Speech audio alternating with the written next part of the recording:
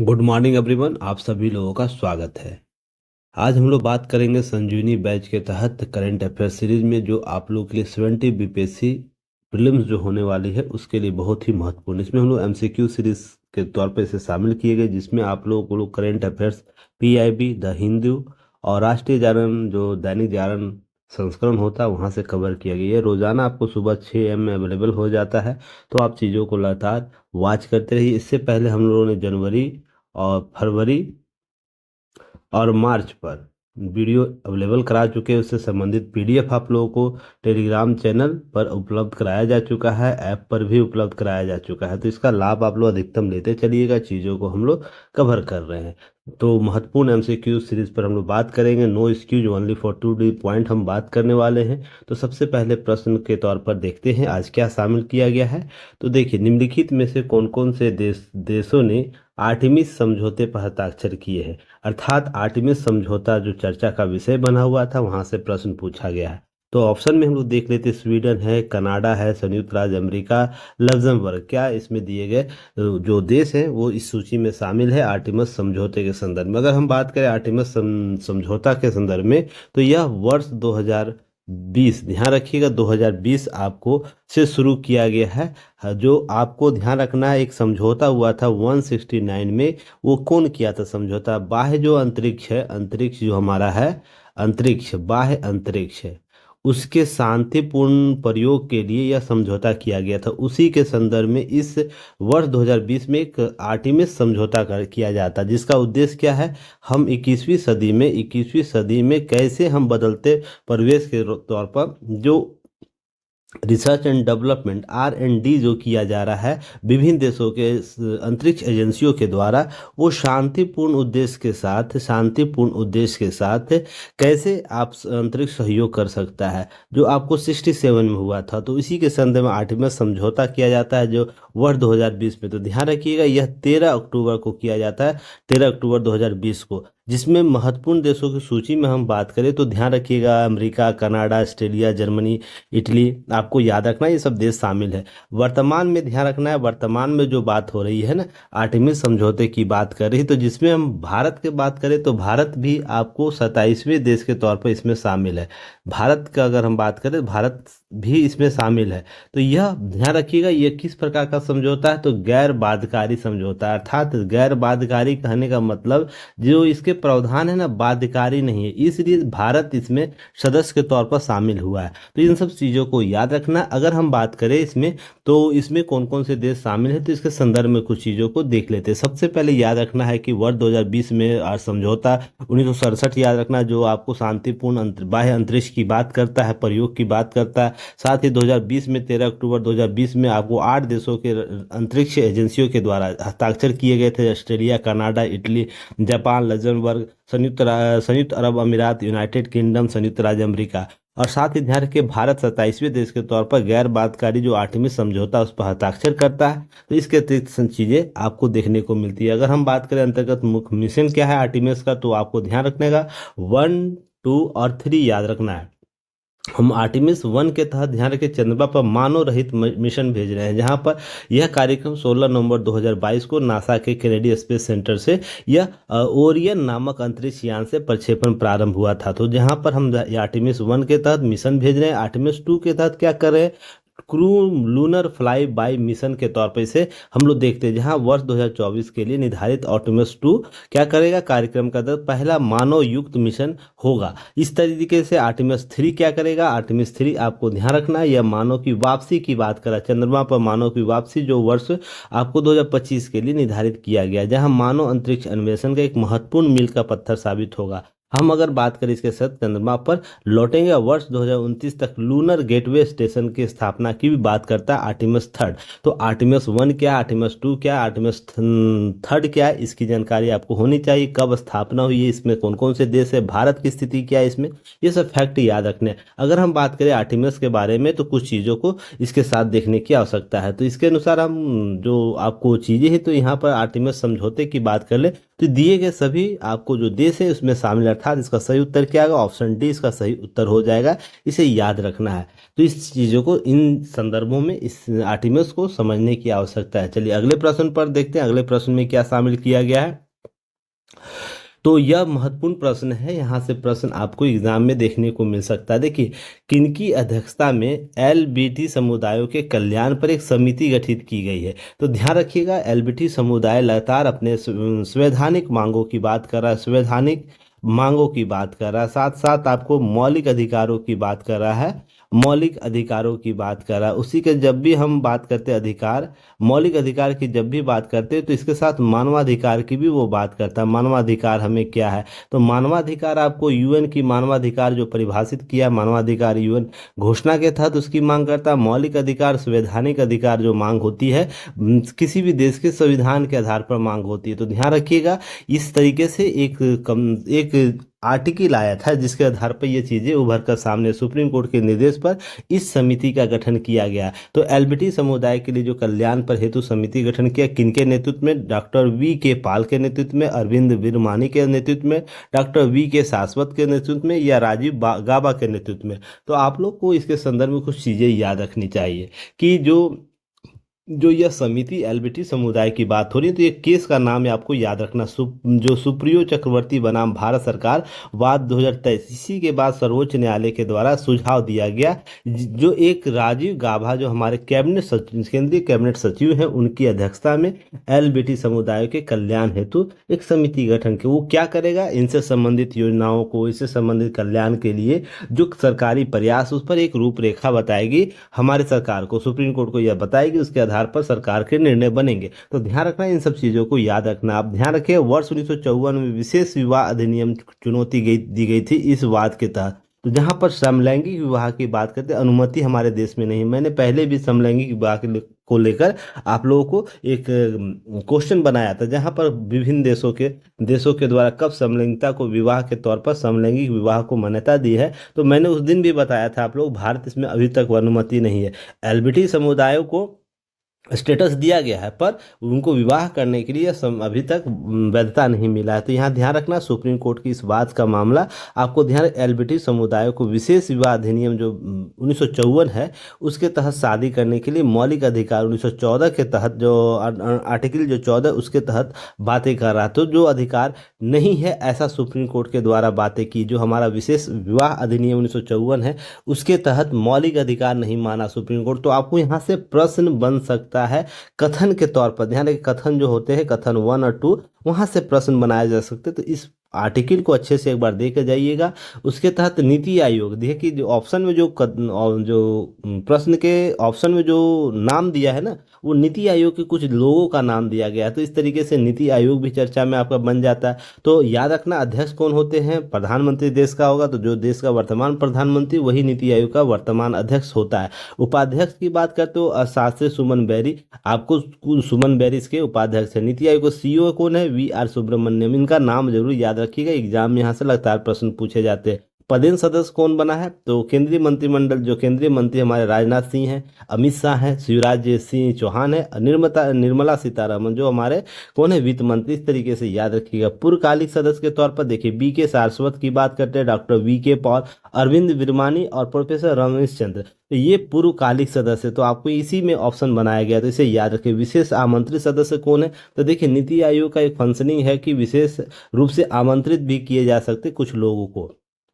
तो उनमें नितिन गडकरी आते हैं, जगत प्रकाश नड्डा है, एच डी कुमारस्वामी है, जीतन राम मांझी है, राजीव रंजन, वीरेंद्र कुमार, के राममोहन नायडू, जे एल ओराम, अन्नपूर्णा देवी और राव इंद्रजीत सिंह। तो ध्यान रखना है, ये आपको कम से कम इतना तो याद ही रहना चाहिए। साथ ही साथ आपको पदेन सदस्य कौन कौन से हैं, पूर्वकालिक सदस्य कौन कौन से, ये फैक्ट थोड़ा सा याद रखना है। तो इसका सही उत्तर क्या होगा इस प्रश्न का, तो इस एलबीटी समुदाय के बारे में जो कल्याण की बात करेगा वो राजीव गाभा के नेतृत्व में जो गठित समिति वो करेगा। तो यहाँ से प्रश्न का उत्तर आपको ऑप्शन डी हो जाएगा।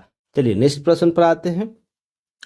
और देखिए एक चीज आप लोगों को याद है, कम से कम आप लोग कमेंट में अपना क्वेश्चन का उत्तर जरूर दीजिए। देखिए केवल आपको पीडीएफ मिल जाएगा, उससे अगर आप सोचते हैं कि मेरा तैयारी हो जाएगा, तो ये गलत रणनीति है। मैं बार बार शुरू से बोलता हूँ पीडीएफ अगर आपको मिल जा रहा है, केवल वीडियो देख ले रहे हैं, तो ये गलत है। आप जब तक लिखने की क्षमता नहीं होगी न, तो आपके ब्रेन के थर्ड जो जो थर्ड कॉन्सेस होता है वहाँ पर आपको एजर्व होगा ही नहीं, आप वहाँ स्टोर कर ही नहीं पाएंगे। इसलिए आप जैसे ही उत्तर देखते हैं, प्रश्न 3 का ए उत्तर है, बी है, सी है, डी है, आप कमेंट में ज़रूर कीजिए ताकि आप एक्टिव मोड में काम कर सके।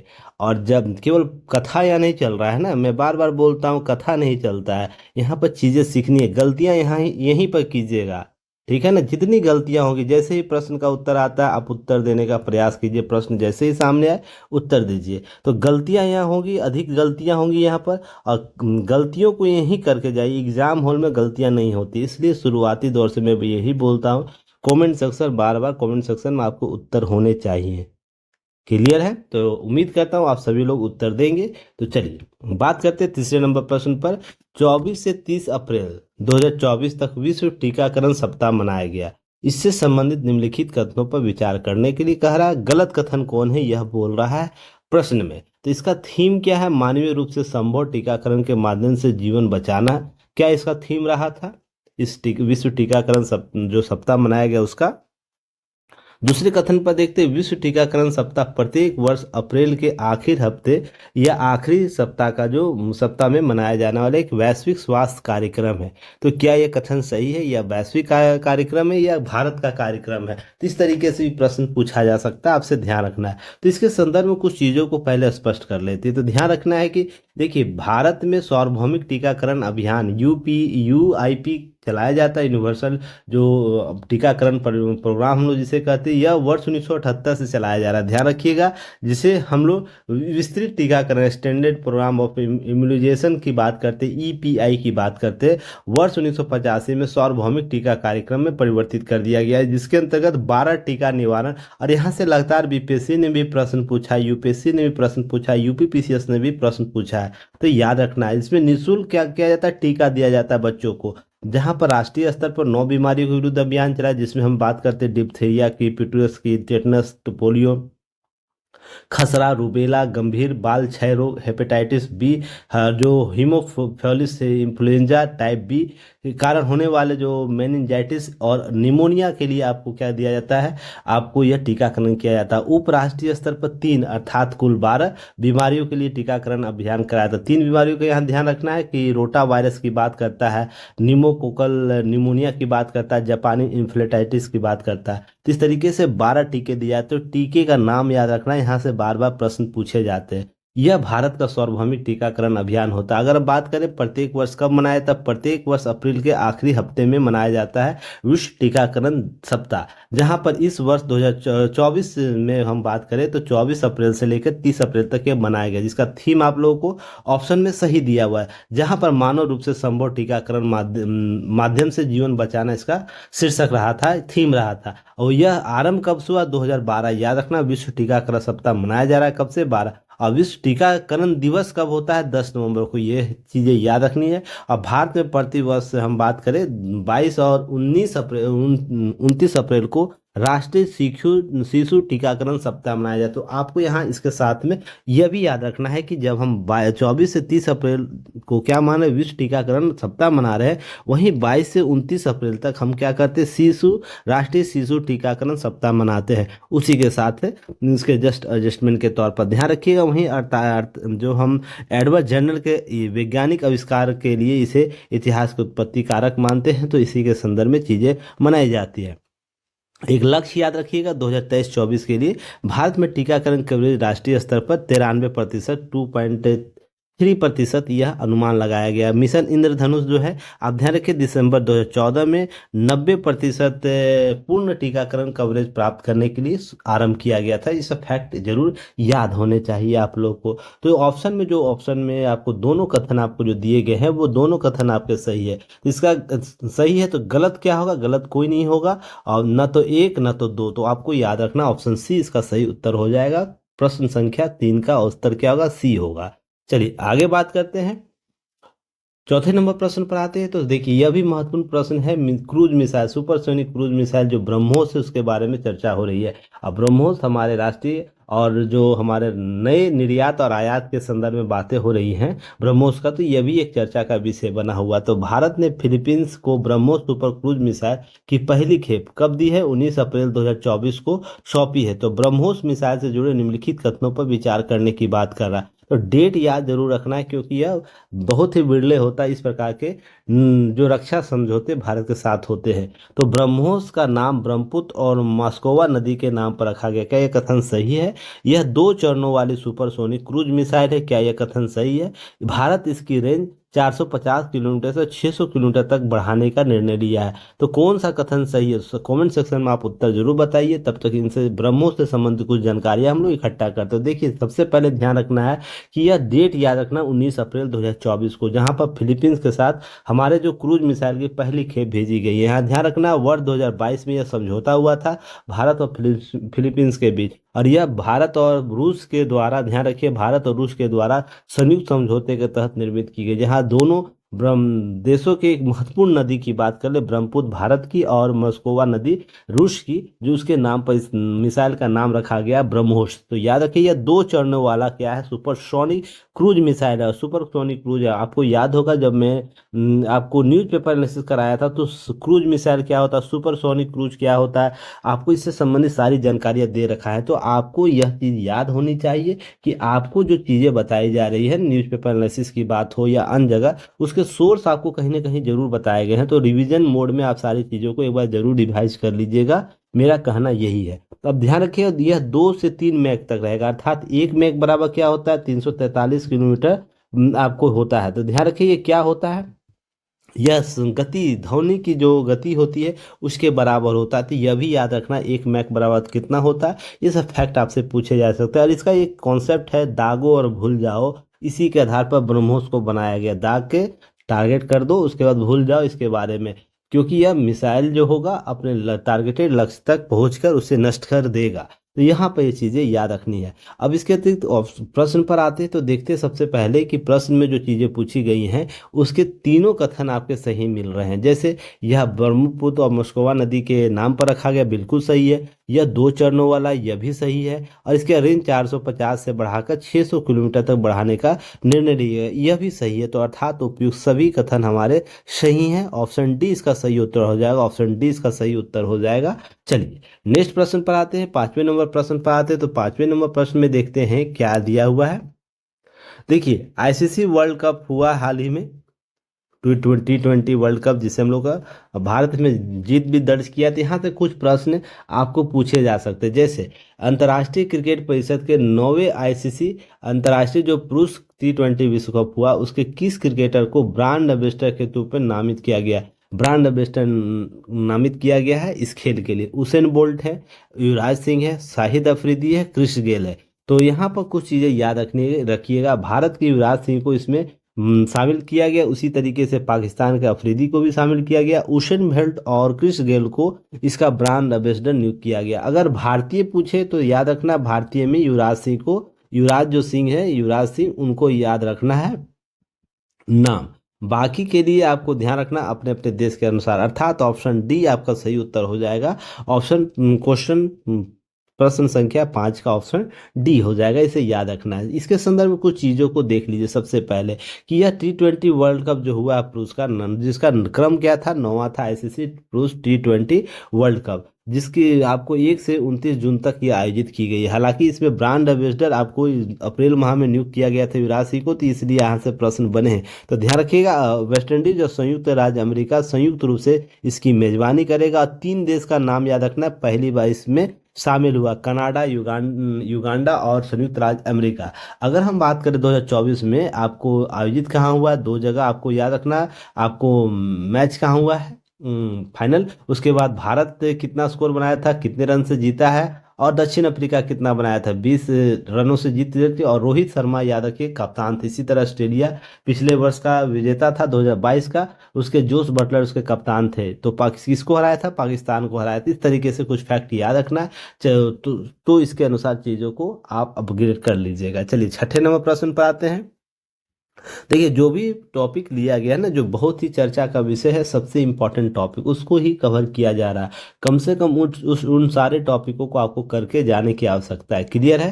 तो चलिए हम छठे नंबर प्रश्न को देखते हैं। तो हाल ही के दिनों में कच्चा थीवू द्वीप चर्चा में था या चर्चा का विषय बना था। इससे संबंधित निम्नलिखित कथनों में से कौन सा कथन क्या है गलत बोल रहा है? पूछ रहा है, यह भारत श्रीलंका के बीच कच्चा थीवू द्वीप चर्चा का विषय बना हुआ था। पहला ऑप्शन है। दूसरा ऑप्शन है, वर्ष 1971 में समझौते के तहत कच्चा थीवी द्वीप श्रीलंकाई संप्रभुता के अधीन बना हुआ था। ऑप्शन सी देखते हैं, कच्चा थीवी द्वीप भारत और श्रीलंका के बीच पाक जल संधि में 285 एकड़ में विस्तृत एक निर्जन स्थान है। क्या यह कथन सही है गलत? या ऑप्शन डी है, उपरोक्त में से कोई भी आपको नहीं है गलत बात, अर्थात कहने का ऑप्शन डी का अर्थ है कि सही सभी हमारे जो कथन है सही है। अगर हम इसके बारे में कुछ बात करें तो सबसे पहले याद रखिएगा, कुछ संदर्भ को समझ लीजिए, उसके आधार पर हम बात करेंगे। देखिए, यह भारत का रामेश्वरम क्षेत्र है, यह श्रीलंका का आपको क्षेत्र है, जहां पर यह पाक स्ट्रीट जो आपको देखने को मिलता है ना, यहाँ पर एक पास ही में कच्चा थूवी द्वीप है, जो पहले भारत का क्षेत्र हुआ करता था। कब तक? 1974 से पहले। याद रखिएगा, 1974 में एक समझौते के तहत श्रीलंका को यह दे दिया गया। अब इसके संदर्भ में कुछ चीजें याद रखनी है कि जब हम बात करते इसके बारे में, एक इंटरनेशनल बॉन्डी आपको याद रखना। पहले आपको कच्ची थी वो द्वीप के पहले भारत का क्षेत्र हुआ, अर्थात ऐसे जाया करता था। पर इस समझौते के बाद जब श्रीलंका का यह अधिकार क्षेत्र में आ गया, तो इंटरनेशनल जो बाउंड्री लाइन है जल का आपको भारत का, इस तरीके से हो गया। तो आपसे यहाँ से प्रश्न पूछा जा सकता है, इसे जरूर याद रखिएगा। अगर हम कच्चा बात करें तो यह पाक जल संधि से 285 एकड़ विस्तृत एक निर्जन स्थान है, जो आपको यहाँ दिख रहा है। अगर हम बात करें भारतीय तट से, ये 33 किलोमीटर दूर रामेश्वरम के उत्तर पूर्व में स्थित है। उत्तर रामेश्वरम देख रहे हैं, उत्तर पूर्व में स्थित है, इसे याद रखिएगा। यह श्रीलंका के उत्तरी सिरे, जिसे जाफना कहते हैं, ध्यान रखिए जाफना आपको यहाँ पर है, उससे लगभग 52 किलोमीटर दक्षिण पश्चिम में स्थित है। और श्रीलंका के बसे डैम्फॉल्ट द्वीप जो 24 किलोमीटर दूर है, आपको यहाँ से प्रश्न पूछा जा सकता है। मन्नार की खाड़ी भी आपको याद रखना है। और यह द्वीप निर्जन है, ऐसा बात है, यहाँ पर कोई भी जल के स्रोत नहीं है। जो 20वीं सदी के शुरुआत में आपको इसका नाम सेंट एंथोनी चर्च बनाया गया है। तो ये सब चीजें याद रखनी इसके फैक्ट के तौर पर। अगर हम इसके बारे में कुछ बात करें तो भारत और श्रीलंका के बीच हाल ही में चर्चा का विषय रहा था, जब चुनाव हो रहे थे, लोकसभा चुनाव। तो ये सब चीजें याद रखनी है। प्रधानमंत्री इंदिरा गांधी के द्वारा यह श्रीलंका को सौंप दिया गया था, ये फैक्ट है। देखिए, तत्कालिक कारण को वर्तमान परिदृश्य से नहीं देखने की आवश्यकता है, देखने की आवश्यकता है इसके इतिहास के गर्त में क्या छिपे हुए थे। तो ये मेंस का टॉपिक है, फिलहाल पीटी में इन सब चीजों को आपको कवर करके जाना है। क्लियर हो गया?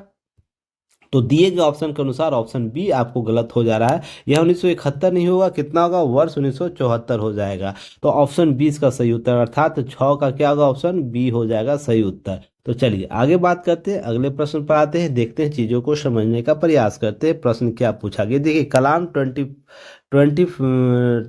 250 की बात हो रही है। तो 200 कलाम 2050 क्या है? खबरों में रहने का कारण क्या है? यह प्रश्न पूछा गया है। तो ऑप्शन में यह मल्टी स्पेक्ट्रल हाइपर जो स्टेलर इमर्जिंग क्षमता से लेस प्रक्षेपण यान है। C dome Rafael advanced defence system Israel aerospace industry द्वारा विकसित एक भूमि आधारित रक्षा प्रणाली, या तालिबान प्रशासन ने हिंदू सिख समुदायों के संपत्ति के अधिग्रहण वापस दिलाने के लिए एक आयोग का गठन किया गया।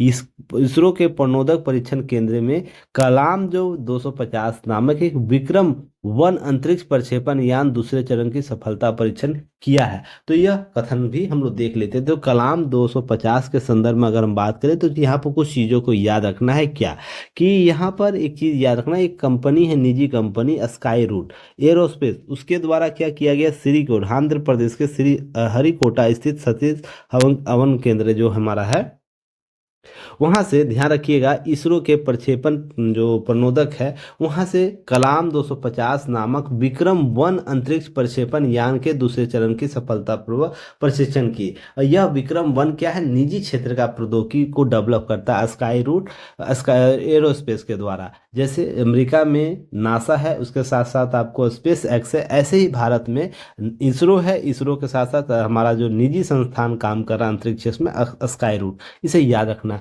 यह उच्च शक्ति वाला कार्बन मिश्रित रॉकेट मोटर है जो ठोस ईंधन का उपयोग करती है। 2 चरण वाला प्रक्षेपण यान है, इसे याद रखें। विक्रम फर्स्ट जो 3 चरणीय प्रक्षेपण यान है, विक्रम फर्स्ट तीन तीन चरणीय प्रक्षेपण यान है। अब यह क्या करेगा, निम्न पृथ्वी कक्षा में लगभग 300 किलोमीटर पेलोड के साथ रखने की क्षमता है। यह चरण टू की बात हो रही है, जिसमें प्रक्षेपण वाहन जो है वायुमंडलीय चरण से क्या करेगा, बाह्य अंतरिक्ष निर्वात से स्थानांतरित कर महत्वपूर्ण अर्थात वायुमंडल से यह ऑक्सीजन को लेकर अपना ईंधन आपूर्ति करेगा। इस तरीके से फैक्ट याद रखने हैं। अगर हम बात करें स्काई रूट एरोस्पेस प्राइवेट लिमिटेड का, एक भारतीय निजी एरोस्पेस निर्माता है, वाणिज्यिक लॉन्च सेवा प्रदाता, जिसका मुख्यालय हैदराबाद के तेलंगाना में। ये फैक्ट थोड़ा सा याद रखना है। अगर हम बात करें, यह Vikram one, Vikram two, Vikram three और अग्निबाण के नाम से अपने आपको क्या कर रहा है, आपको प्रक्षेपण करेगा। आपको यह सब फैक्ट याद रखना है, जिसमें हम इसके संदर्भ में कितने किलोग्राम का, ये सब फैक्ट आपको समय के साथ मिलते चलेंगे।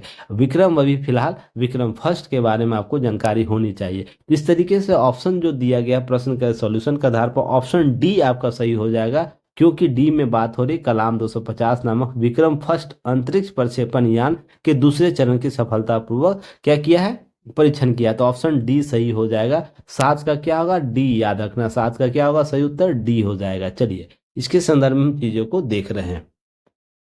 कमेंट सेक्शन में आपके उत्तर जरूर आने चाहिए। लगातार चीज़ों को आप उत्तर के तौर पर लिखिए। मैं बार बार एक बात बोल रहा हूँ, इसका कारण यही एकमात्र है कि आप एक्टिव मोड में रहिए। एक्टिव मोड में रहिएगा, सबके नज़र में रहिएगा, ताकि आप चीज़ों को कितने चीज़ों को रिवाइज कर रहे हैं, कितना एक्टिव से काम करें, ये तभी पता चलेगा जब आप सभी जगह नजर आएंगे। क्लियर है? तो चलिए, प्रश्न संख्या 8 पर हम देखते हैं। 8 को देखते हैं। तो देखिए, अफार ट्रायंगल का संबंध निम्नलिखित में से किन खबरों के कारण है? तो ध्यान रहे, हाल ही में बहुत चर्चा का विषय बना था अफार ट्रायंगल। तो यह क्या है, यूएसए के द्वारा रूस और यूक्रेन के बीच युद्ध समाधान तंत्र के तौर पर इसे देखा जा रहा है। इसराइल और जॉर्डन के बीच एक सीमा समझौता के तौर पर देखा जा रहा है। छठे महासागर के उद्भेदन के तौर पर देखा जा रहा है। उपरोक्त में से कोई नहीं। तो ध्यान रखिएगा, अफार ट्रायंगल की बात करते हैं तो देखिए कॉन्सेप्ट आया है कि जो हमारा जो हॉर्न ऑफ अफ्रीका है, जिसमें हम बात करते हैं सोमालिया, इथोपिया, आपको इटेरिया, जिबूती की बात करते हैं, इसमें क्या हो रहा है ना, यहाँ पे एक ट्रायंगल बना है अफार का, जो आपको रेड सी और गल्फ का अदन जो है, अदन की खाड़ी है, उसको क्या कर रहा है, कुछ 100 वर्ष का बाद आपको क्या होगा, ये सब एक साथ मिल जाएंगे और एक नए आपको महासागर का निर्माण करेगा, जिसे हम लोग अफार ट्रायंगल के नाम से जान रहे हैं। ध्यान रखिएगा, यह आपको घटना कुछ वर्षों के बाद घटेगी, जिसमें यह हॉर्न ऑफ अफ्रीका के एक निम्न भूभाग के तौर पर यह से देखा जा रहा है। ध्यान रखिएगा, यह महासागर बेसिन होगा जो अफार ट्रायंगल लाल सागर और अदन की खाड़ी में डूब जाएगा। ऐसी बात की जा रही है, ऐसा अनुमान लगाया जा रहा है। पूर्वी अफ्रीका के अलग महाद्वीप की उत्पत्ति हो सकती है, ऐसा अनुमान लगाया गया है। अफ्रीकी रिफ्ट प्रणाली का हिस्सा है, जो अफार क्षेत्र से लेकर पूर्वी अफ्रीका तक विस्तृत है। देखिए, रिफ्ट घाटी आपको देख रही होगी, जो ईस्ट अफ्रीकन रिफ्ट है, इसके बारे में बताया जा रहा है। यही अलग होने की बात हो रही है, इसके ध्यान रखिएगा। अगर बात करें, यह भूविज्ञानिकों द्वारा ऐसा अनुमान लगाया गया कि 5 से 10 मील दूर दुनिया के छठे महासागर निर्माण हो सकता है। ये सब फैक्ट बात हो रही है। अगर हम बात करें क्षेत्रफल के आधार पर वर्तमान महासागरों की बात करें, तो प्रशांत महासागर, अटलांटिक महासागर, हिंद महासागर ही दक्षिणी अटलांटिक महासागर, या हम आर्कटिक महासागर की बात करते हैं। तो इस तरीके से याद रखना, इस सब फैक्ट को थोड़ा सा कवर करके चलना है। अगर इसके संदर्भ में हम जब देखते हैं तो ऑप्शन क्या होगा, सही उत्तर इसका क्या बन रहा है, आपको दिए गए प्रश्न का सही उत्तर ऑप्शन सी बन रहा है। यह छठे महासागर का उद्भेदन बता रहा है। अफार ट्रायंगल चर्चा का विषय है, तो 8 का सी याद रखना, 8 का सी सही उत्तर हो जाएगा। तो इसके संदर्भ में चीज़ें लगातार आप देखिएगा, चीज़ों को कवर कीजिए। ये आप लोग को जब मैंने कौन जो करंट का इनसाइट भी ले रहा था, उसमें भी कवर किया था। अगर विस्तृत चर्चा वहाँ मैंने किया, उससे जाकर जरूर देख लीजिएगा उस वीडियो को। चलिए, 9वें नंबर प्रश्न पर आते हैं। यह भी महत्वपूर्ण प्रश्न है, यहाँ से प्रश्न पूछे जाते हैं। आईएमएफ की चर्चा हो, वर्ल्ड बैंक की चर्चा और न्यू डेवलपमेंट बैंक की चर्चा हो, यहाँ से प्रश्न पूछे जाते हैं।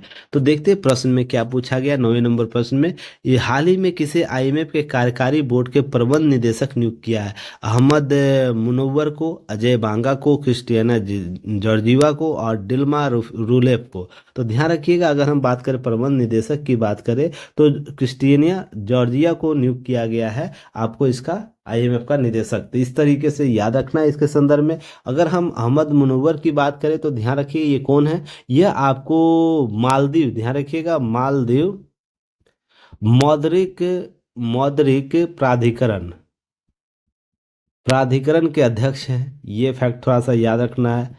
प्राधिकरण के अध्यक्ष है। अजय बांगा कौन है? विश्व बैंक वर्ल्ड बैंक के अध्यक्ष हैं, ये थोड़ा सा फैक्ट याद रख सकते हैं।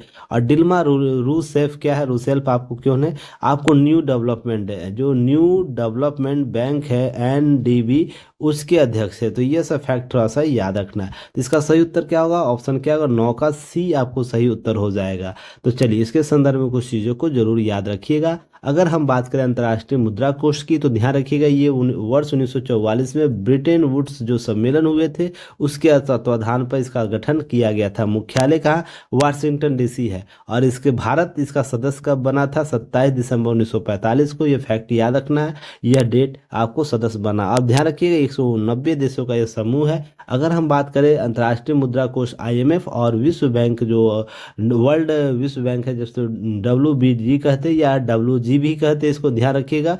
वर्ल्ड बैंक हम कहते हैं। इसके में 2024 में वार्षिक बैठक 21 से 26 अक्टूबर 2024 को वाशिंगटन डीसी में आयोजित की थी। यहाँ से भी फैक्ट आपको याद रखना है कि अंतर्राष्ट्रीय मुद्रा कोष की बैठक कहाँ हुई है और वर्ल्ड बैंक समूह है उसकी बैठक कहाँ हुई है, तो आपको वाशिंगटन डीसी। अगर हम इसके संदर्भ में बात करें तो डिल्मा रूसेफ कौन है? न्यू डेवलपमेंट के अध्यक्ष हैं। और उसकी विश्व बैंक के समूह के अध्यक्ष अजय बांगा जो भारत के हैं, और अहमद मुनव्वर। याद रखना है, ये सब सारे फैक्ट को याद रखना है, रिवाइज करके जाना है। चलिए 10वें नंबर प्रश्न पर आते हैं। 10वां नंबर प्रश्न भी देखिए, हाल में कुछ स्थल खोजे गए हैं, तो इसी के संदर्भ में आपको याद रखना है।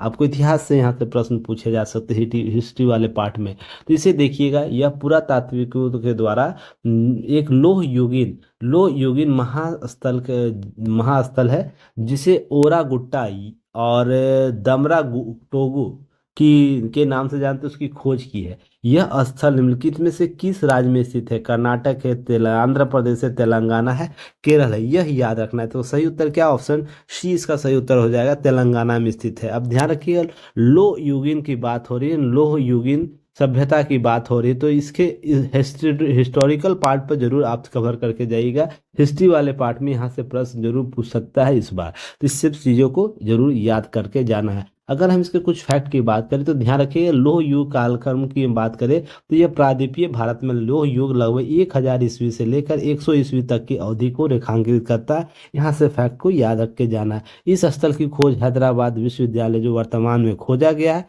विश्वविद्यालय इतिहास के प्रोफेसर KP साव, और ध्यान रखिए योगी वेमना विश्वविद्यालय जो कडप्पा आंध्र प्रदेश का, उसके अनुसंधानकर्ता विद्वान जो चौधरी परवीन राजू के द्वारा टीम के आदिवासी बहुल जिलों में वन क्षेत्रों में किया गया है। थोड़ा सा याद रखना है इसके बारे में कुछ फैक्ट को। अगर हम ओरा गुट्टा की बात करें तो ये लो युगीन महापसान स्थल है। और दमरा टोगु की बात करें तो भद्राद्री कोनगुड्डम जिले में गुंडला मंडल में 2 नए शैल कला स्थलों की खोज की थी। इस तरीके से 3 नए पुरातत्विक खोज किए गए। तो जो दमरा टोगु वहाँ पर 2 और 1 ओरा गुट्टा है। तो इस तरीके से याद रखना। आप ध्यान रखिए, महापसान स्मारक पाए गए जहाँ पर डोलमेनाइट सिस्टल कहा गया है। तो इसे फैक्ट थोड़ा सा याद रखना। लोह युग मुख्य रूप से क्षेत्र के भीतर मेगालिथिक संरचना की बात करता है। और मेगालिथिक क्या होता है? हम प्रागैतिहासिक काल में हम बात करें तो मेगालिथ एक बड़ा और अक्सर अनुवर्तित पत्थर होता था, जिसका उपयोग 445 से लेकर 1000 ईसा पूर्व की अवधि के दौरान नौपसान, ताम्रपसान और कांस्य युगीन स्मारकों के निर्माण में किया गया। तो इस तरीके से याद रखिएगा, ये सब सारे फैक्ट को कवर करके जाने की आवश्यकता है। तो यह क्या है, सारे संदर्भ आप हिस्ट्री के पार्ट में जरूर पढ़िएगा। कमेंट सेक्शन में इसका उत्तर बताइएगा आप लोग। नौपसानी काल का अर्थ क्या होता है? ताम्रपसानी काल का अर्थ क्या होता है? कांस्य युगीन का अर्थ क्या है? ये सब चीज उम्मीद करता हूँ आप लोग रिवाइज जरूर कर लिए होंगे, याद होगा आप सभी लोगों को। चलिए 11वें नंबर प्रश्न पर आते हैं। देखिए, लोकसभा चुनाव से भी प्रश्न पूछे जा सकते हैं। तो लोकसभा चुनाव जो वहाँ पर कुछ ऐसा घटा है ना, जहाँ पर आपके प्रश्न बनाए जा सकते हैं। जैसे पहली बार किस जनजाति ने लोकसभा चुनाव में त्रिपुरा के मतदाता के तौर पर मतदान किया, जो पूर्व में मिजोरम के मतदाता के रूप में मतदान करते थे? देखिए गए सीमांकन जब हुआ तो ऐसी घटना आपको देखी कि मिजोरम का कुछ जनजाति थी जो वर्तमान में त्रिपुरा में वो मतदान करती है लोकसभा में। तो इसके द्वारा लेप्चा जनजाति की चर्चा हुई थी, ब्रू जनजाति का, कुकी जनजाति या दारलोंग जनजाति का। तो ध्यान रखिएगा, इसके संदर्भ में कुछ चीज़ को फैक्ट को पहले हम देख लेते हैं। जैसे हम बात करते हैं देखिए यहाँ पर कहाँ है, त्रिपुरा मिजोरम की बात हो रही है ना, तो त्रिपुरा आपको यहाँ पर है, मिजोरम यहाँ पर, तो सटा हुआ देश राज्य हमारा देश का राज्य है, तो इसे याद रखिएगा। साथ ही साथ यह विदेशियों से विदेशी भूमि से सीमा साझा करता है, तो इसलिए रणनीतिक रूप से यह महत्वपूर्ण हो जाता है। तो ध्यान रखिए, लोकसभा जो चुनाव हुआ, वहाँ पर ब्रू जनजाति पहली बार त्रिपुरा के मतदाता के तौर पर मतदान किए। अब यह क्यों हुआ, तो ध्यान रखिए, वर्ष 2020 में त्रिपुरा और मिजोरम के बीच ब्रू समुदाय के बीच समझौते के बाद उन्हें त्रिपुरा में अस्थायी रूप से बसाया गया। तो एक समझौते के तहत इसकी जनजाति को क्या किया, त्रिपुरा में बसाने का प्रयास किया गया, जिसमें आपको यह वर्तमान में जो लोकसभा चुनाव हुए वहां पर यह मतदान करते हैं। तो आपसे यहाँ से प्रश्न पूछा जा सकता है। इसी तरीके से एक याद रखिएगा, उड़ीसा की एक जनजाति है डोंगरिया। कौन जनजाति, जो क्या करता है, इस लोकसभा चुनाव में बहिष्कार कर देते हैं, मत देने का फैसला क्या करते हैं, मत नहीं देते, फैसला करते हैं, बहिष्कार करते हैं कारण बहुत से कारण बताए गए थे, जिसमें एक प्रमुख कारण था इनके स्वामित्व को लेकर, अधिकार को लेकर। तो याद रखना है, डोंगरिया कोंद की बात, जनजातियों की बात हो रही है। यहीं पर एक आर्टिकल 244 की बात होती है, आर्टिकल 244 की बात होती है, जहां पर स्वशासन की भी चर्चा हुई थी। तो इस फैक्ट को याद रखना है। अब हम बात करते हैं यहाँ पर ब्रू जनजाति के बारे में। तो याद रखना, यह 37,000 से अधिक विस्थापित हुए, जो पूर्वोत्तर का सबसे बड़ा आंतरिक विस्थापन भी माना जाता है। इस तरीके से कुछ फैक्ट को याद रखना है। तो इसका सही उत्तर क्या हो जाएगा, 11वें नंबर प्रश्न का सही उत्तर ऑप्शन बी हो जाएगा, ब्रू जनजाति, अर्थात 11 का क्या हो जाएगा, 11 का बी हो जाएगा, इसे याद रखना है।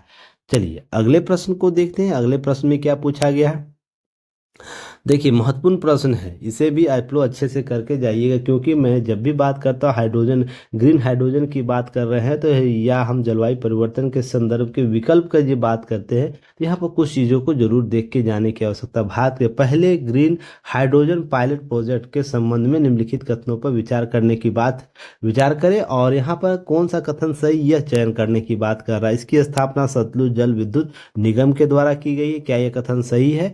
यह हिमाचल प्रदेश के जो Nathpa Jhakri hydro power station में स्थापित किया गया। यह जो हमारा देश का पहला ग्रीन हाइड्रोजन पायलट प्रोजेक्ट है। इसके बारे में याद रखिएगा, यह कथन जो हमारे हैं, दोनों आपके कथन सही होंगे, क्योंकि यह सतलुज जल विद्युत निगम है द्वारा स्थापित किया गया, हिमाचल प्रदेश में स्थापित किया गया।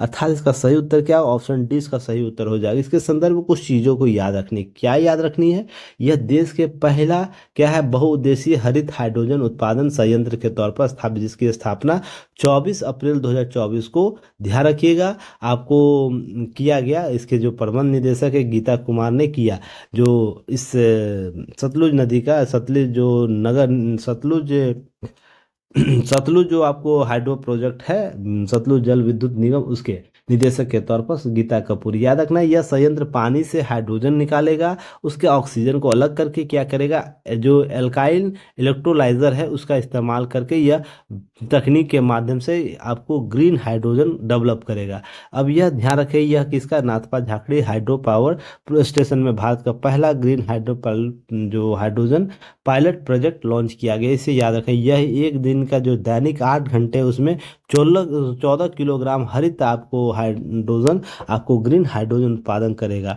इस तरीके से यह सतलुज जल विद्युत निगम द्वारा स्थापित किया है। ये सब फैक्ट थोड़ा सा याद रखना है, चीज़ों को कवर करना है। चलिए अगले प्रश्न पर आते हैं। 13वें नंबर प्रश्न पर देखिए, यह भी प्रश्न महत्वपूर्ण है, क्योंकि यहाँ से प्रश्न बनाए जाते हैं संघाई सहयोग संगठन, वो शिखर सम्मेलन हो या उसके रक्षा या वित्त मंत्रियों का सम्मेलन हो, ये सब फैक्ट को जरूर याद करके जाना है। देखिए यह महत्वपूर्ण टॉपिक है, इसे स्टार श्रेणी में जरूर रख सकते हैं आप लोग। शंघाई जो सहयोग संगठन है कि रक्षा मंत्रियों की बैठक का आयोजन कहाँ किया गया, कजाकिस्तान, उज्बेकिस्तान, चीन, तुर्कमेनिस्तान। तो याद रखना है, इसके संदर्भ में कुछ बातें हम करेंगे। तो इसकी बैठक कब हुई, तो याद रखना है सबसे पहले 26 अप्रैल, याद रखना 26 अप्रैल 2024 को इसको आयोजित किया गया। अगर हम बात करिए कहाँ किया गया, तो कजाकिस्तान, याद रखना है कजाकिस्तान की राजधानी कहाँ है, अस्थाना में, अस्थाना में ये आयोजित की गई। अब याद रखिएगा, इसमें हम भारत का नेतृत्व कौन किया था, भारत का जो रक्षा सचिव है कौन है, रक्षा सचिव, याद रखना रक्षा सचिव वर्तमान में आपको गिरिधर अरमाने, याद रखना गिरिधर अरमाने, उनके द्वारा भारत का नेतृत्व किया गया। यह फैक्ट याद रखना है। और इसमें एक थीम रखा गया है, उस थीम को याद रखना, एक पृथ्वी, एक परिवार, एक भविष्य। जो हमारे वसुधैव कुटुंबकम का एक निर्देश देता है, वो भी फैक्ट याद रखना है। एक पृथ्वी, एक परिवार, एक भविष्य, क्लियर है। गिरधर अरमाने इस बैठक में शामिल होते हैं भारत की तरफ से। इसकी बैठक कब होती है? 26 अप्रैल आपको 2024 में काजाकिस्तान की राजधानी अस्थाना में। तो याद रखना ये फैक्ट। अगर हम सहयोग, संघाई सहयोग की बात करें तो ये अंतर सरकारी संगठन के तौर पर काम करता है, जिसमें आपको 15 जून 2001 में इसकी आपको स्थापित किया जाता है काजाकिस्तान गणराज्य के द्वारा, पीपुल्स रिपब्लिक चाइना के द्वारा, किर्गिज गणराज्य या किर्गिस्तान के द्वारा, रूसी संघ के द्वारा, ताजिकिस्तान के द्वारा, उज्बेकिस्तान के द्वारा। बाद में ये सब शामिल होते हैं, भारत भी इसमें शामिल होता है, भारत पाकिस्तान भी शामिल होता है, 2017 में शामिल होता है। ये सब फैक्ट याद रखना है। अभी ये काजाकिस्तान सहयोग जो है आपको अध्यक्ष देश है इस वर्ष, और चीन में एससीओ का 25वां शिखर सम्मेलन आयोजित किया जाएगा। ये सब फैक्ट याद करना है। इसके मेंबर्स स्टेट की बात करें, चाहे चीन, चाहे काजाकिस्तान, किर्गिस्तान, रसिया, तुर्की, उज्बेकिस्तान, इंडिया, पाकिस्तान शामिल है इसके मेंबर्स। और विशेष स्टेट की बात करें, अफगानिस्तान, जो बेलारूस है, ईरान है, मंगोलिया, ये सब फैक्ट याद रखना है। डायलॉग पार्टनर कौन कौन है यह याद रखना, नेपाल, श्रीलंका, तुर्की, कोलंबिया, अजरबैजान और अर्मेनिया है। और आपको गेस्ट इंटरेस्टेड है, इसमें आपको कुछ संगठनों का नाम याद रखना, कुछ देशों का नाम है। आसियान संगठन इसमें आपको गेस्ट मेंबर के तौर पर यूएन है, और CIS है, और तुर्कमेनिस्तान भी है। ये फैक्ट थोड़ा सा याद रखना, इन सब चीज़ों को कवर करना है। तो इसका सही उत्तर क्या हो जाएगा? इसका सही उत्तर आपको आपको कौन सा हो जाएगा? इसका उत्तर, सही उत्तर हो जाएगा ऑप्शन ए हो जाएगा, काजाकिस्तान में इसकी बैठक आयोजित की गई। तो ये सब फैक्ट थोड़ा सा कवर करना है, क्लियर है। चलिए आगे बात करेंगे, 14वें नंबर प्रश्न पर आते हैं, देखते हैं 14वां नंबर प्रश्न क्या है। अब देखिए, यह वाइकोम सत्याग्रह आप पढ़ते होंगे हिस्ट्री के पाठ में। इसका 100वां वर्षगांठ इस वर्ष मनाया जा रहा है। तो यहाँ से प्रश्न जरूर पूछे जाएंगे, याद रखिएगा, यह हिस्ट्री में हो या करेंट में हो, यहाँ से प्रश्न जरूर बनाए जा सकते हैं, क्योंकि जब 100वां वर्ष मनाया जा रहा है तो जरूर यहाँ से प्रश्न पूछे जाते हैं। जैसे कैसे पूछे जा सकते हैं, याद रखिएगा। ये आपको जब दिल्ली की राजधानी का 100 वर्ष हुआ था ना, राजधानी का, तो उसमें प्रश्न पूछे गए थे। तो वो आपको ध्यान रखना, इस तरीके से भी प्रश्न बनते हैं। एक जो क्वेश्चन सेटर होता है उसके दिमाग में ये सब चीजें चलती है। यह त्रावणकोर में गांधीवादी अहिंसक विद्रोह विद्रोह का तरीका अपनाने वाला पहला आंदोलन था। क्या यह कथन सही है? तो बिल्कुल यह कथन हमारे सही। यह आंदोलन जनजातीय भेदभाव के खिलाफ भारतीय संघर्ष के इतिहास में महत्वपूर्ण है। क्या यह सही है? जातीय भेदभाव था, या भेदभाव के तौर पर इसको समाप्त करने के लिए बात करता है, उसके खिलाफ था? तो यह भी कथन हमारे सही है। तो ध्यान रखिए, उपरोक्त सभी दोनों कथन हमारे सही हैं। तो इसका सही उत्तर क्या होगा? ऑप्शन डी हो जाएगा, अर्थात 14 का डी सही उत्तर हो जाएगा। इसके अतिरिक्त हम कुछ बात और भी करें तो याद क्या रखना है, इसके संदर्भ में कुछ चीज़ों की याद रखना है आपको। वर्ष 2024 में इसकी 30 मार्च को मनाई जा रही है। और ध्यान रखें, केरल और तमिलनाडु दोनों राज्य सरकार इसके शताब्दी वर्ष मनाएगा। तो आपसे यहाँ से भी प्रश्न पूछा जा सकता है कि किन किन राज्यों के द्वारा वाइकोम सत्याग्रह पर शताब्दी वर्ष मना रहा है। तो केरल और तमिलनाडु याद रखना है। और यह जातीय भेदभाव के महत्वपूर्ण आंदोलन के तौर पर देखते हैं, गांधीवादी अहिंसक विद्रोह के तौर पर देखते हैं, पहला यह आंदोलन था। अगर हम बात करें 1920 के दशक में, वेकुम या वाइकोम सत्याग्रह आपको सामाजिक राजनीतिक आंदोलन के तौर पर उभरा। जो वेकुम मंदिर था उसके आसपास के सड़क इलाकों के उपयोग, जो सड़क का उपयोग करने के लिए निचली जातियों के हिंदुओं के अधिकारों को सुनिश्चित करना था। तो यह महत्वपूर्ण से जाति संघर्ष भी देखा जाता है, इसमें जातीय अधिकारों की भी बात की जाती है। अब ध्यान रखिए, यह 30 मार्च 1924 से लेकर 23 नवंबर 1925 तक 604 दिनों तक, अर्थात 20 महीने तक चलने वाला एक विद्रोह था। तो ये अभी फैक्ट याद रखना, कितने दिनों तक? तो 604 दिन, कितना महीना? तो 20 महीना। कब से कब तक? तो 30 मार्च 1924 से लेकर 23 नवंबर 1925 तक। तो ये फैक्ट थोड़ा सा याद रखना, ये सब सारे फैक्ट को रिवीजन करके जाना है आप लोगों को। अगर हम बात करें मंदिर प्रवेश में, यह सबसे पहला आपको इसके नेता इजहबा नेता टीके माधवन के तौर पर देखते हैं, अखबारों में संपादकीय में से शामिल कर मुद्दे को उठाया। तो इसे फैक्ट थोड़ा सा रिवीजन करके जाना है। तो 14 का सही उत्तर आपको ऑप्शन डी हो जाता है। ये सब फैक्ट जरूर कवर करना है। चलिए 15वें नंबर प्रश्न पर आते हैं। 15वां नंबर प्रश्न क्या बोलता है? 15वां नंबर प्रश्न यह बोल रहा है कि निम्नलिखित में से किसे वर्ष 2024 का यंग ग्लोबल लीडर अवार्ड से सम्मानित किया गया? देखिए, यह अवार्ड कौन देता है? सबसे पहले याद रखना, यह आपको अवार्ड देता है जो वर्ल्ड इकोनॉमिक फोरम है ना, वर्ल्ड इकोनॉमिक फोरम, WEF जो है इकोनॉमिक फोरम वो देता है। जो यह इसमें जो आपको दावोस में इसकी बैठक हुई थी, ध्यान रखिए वहाँ पर इसे दिया गया, इसे फैक्ट याद रखना है। तो इसमें कौन दिया, शरत विवेक, भारती वर्मा, विवेक राणे, रोहित जुखांडे याद रखना है। इसका सही उत्तर क्या होगा, शरत कुमार आपको शरद विवेक सागर इनका पूरा नाम है, याद रखना, सागर। यह बिहार के हैं, बिहार के कहाँ से है, तो बिहार के सिवान जिले से संबंधित है, याद रखना, सिवान से जुड़े हुए हैं। आपको यह सब फैक्ट याद रखना है। यह 30 अंडर 30 सूची में शामिल किया गया था इनको, पहले भी अंडर सूची जो 30 है सूची, उसमें शामिल किया गया था। ये सब फैक्ट थोड़ा सा याद रखना है। तो इसका सही उत्तर क्या होगा, ऑप्शन ए उसका सही उत्तर 15 का हो जाएगा। अगर हम बात करें इनके बारे में, तो फोर्स की अंडर 30 सूची में शामिल किया गया था। 70 लाख किशोरी युवाओं को राह दिखा चुके हैं, और ये केबीसी में सबसे कम उम्र के एक्सपर्ट भी बने, और 12वीं तक 6 देशों में भारत का प्रतिनिधित्व कर चुके हैं। ये सब फैक्ट थोड़ा सा याद इनके बारे में रखना है। बिहार के कहाँ, सिवान से संबंधित है, तो इनके बारे में याद रखना। अगर हम बात इसके बारे में विश्व आर्थिक मंच के बारे में बात करें, वर्ल्ड इकोनॉमिक फोरम के बारे में बात करें, तो यह एक स्विस गैर लाभकारी संगठन, अंतर्राष्ट्रीय संगठन है। स्थापना वर्ष 1971 में, मुख्यालय जेनेवा स्विट्जरलैंड में हुआ, स्विट्जरलैंड में। तो इसका फैक्ट थोड़ा सा याद रखना है। क्लियर है। चलिए 16 नंबर प्रश्न पर आते, दोस्ती 16 याद रखना, दोस्ती 16 नौसैनिक अभ्यास निम्नलिखित में से किन देशों के बीच आयोजित की गई। ये सब फैक्ट आप लोगों को याद होना चाहिए, पहले भी विभिन्न प्लेटफॉर्म पर इसके बारे में चर्चा कर रखा है। तो आप लोग गलत उत्तर बनाएंगे यहाँ बताने के बावजूद भी, तो इसका मतलब रिवीजन मोड गलत है। कुछ बच्चों का क्यूरी आया था, सर याद नहीं रह रहा है कुछ, जो भी चीज़ें करंट में बताई जा रही है। तो इसका एकमात्र सॉल्यूशन है, आप लोग रिवीजन कीजिए। जो टॉपिक, इंपॉर्टेंट टॉपिक आपको 25 टॉपिक दिया जा रहा है, इन 25 टॉपिक को आपको क्या करना है, रिवीजन कर लेना हर हालत में।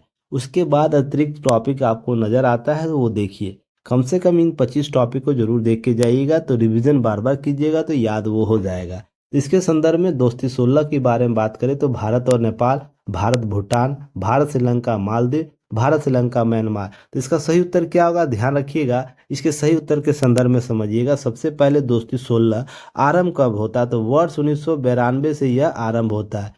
किनके दो राष्ट्रों का नाम याद रखना, दो राष्ट्र कौन कौन थे, तो दो राष्ट्र सबसे पहले याद रखना है, भारत प्लस मालदीव।